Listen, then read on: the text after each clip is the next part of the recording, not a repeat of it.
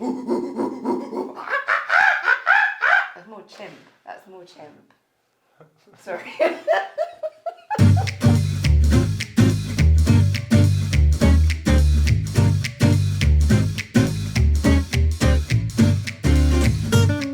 Hello and welcome to Boozy and the Beast, How to Drink Better. Now today we are looking at Phil Collins' favourite wine.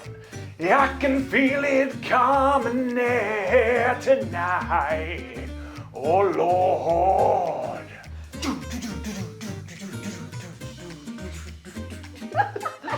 Oh, gorillas in the fist, yes. Very good. I do feel like some chocolate now, actually. Anyway, Carménère, Libby, is it basically just Merlot with a fancy name? It's very interesting you say that. Actually, the name Carménère comes from the French word for crimson, which I think is Carmen. But yes, so that basically that means that this time of year, or autumn, essentially the leaves go beautiful crimson colours. It's really stunning to see in any vineyard.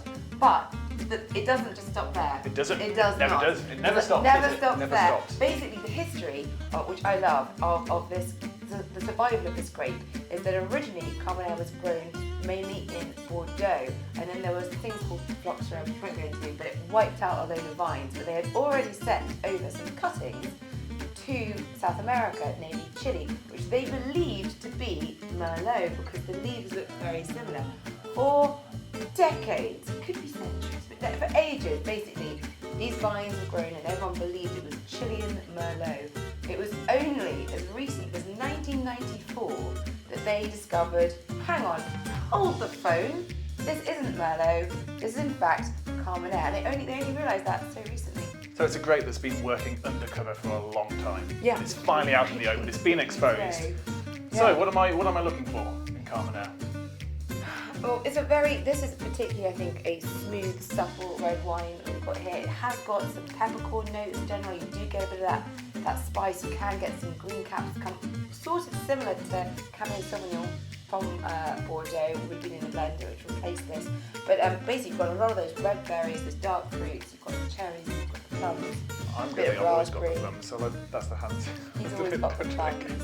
I've always got the plums. But yeah, we'll have it's a bit peppery, so quite minerally for me, that one. I'm not getting so much of the fruit, but... Yeah, I mean this one I think is there is a range of styles and gingers, but this one is quite mineral. It does have the black pepper in there as well. I would say there is a little hint of that sour cherry, potentially a bit of a tart raspberry note to it. This is Taste the Difference, obviously. Sainsbury's finest, but I picked this one because it's fair trade, and I do think it's quite important that if you are picking up bottles, particularly I think on the more affordable side of wine, you want to be thinking about where the cuts have been made, and actually ensuring that people are being paid fairly is a great starting point. Oh, what a nice thought. Right, I just got deep. Yeah. But there are many similarities, and don't even make the joke that you're thinking of. There are many. I wasn't until you said that, actually. That's such a lie. But there are many similarities in body and texture to a Merlot, and it generally is that kind of smooth, supple drinking, just a little bit more of that spice. So I know we looked at Merlot a few weeks ago when we did that sort of International Wine Day, so I imagine it's quite similar. But what should I be pairing this with? Well, lots of red wines obviously go with red meat.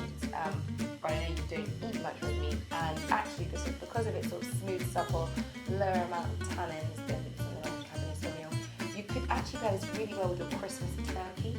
Okay. That would go very well. Also Cuban food. I know that you go for like a pork asado, that sort of stuff. You've got something with a bit of spice element to it. That's going to go really, really well. So if you're Havana Cuban meal, you go for Carménère, would you?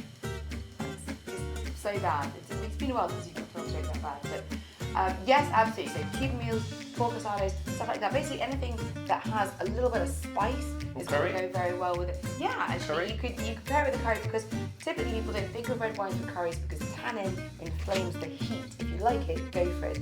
But because this has sort of a medium tannin level, then yeah, you could absolutely pair it with something spicy like a curry. And if you are looking at buying one of the more expensive or more refined examples of Carménère, it's worth looking at vintages, because this grape really does react to those. So look at recent years are 2013, 2015, 2018 was a cracker of a vintage.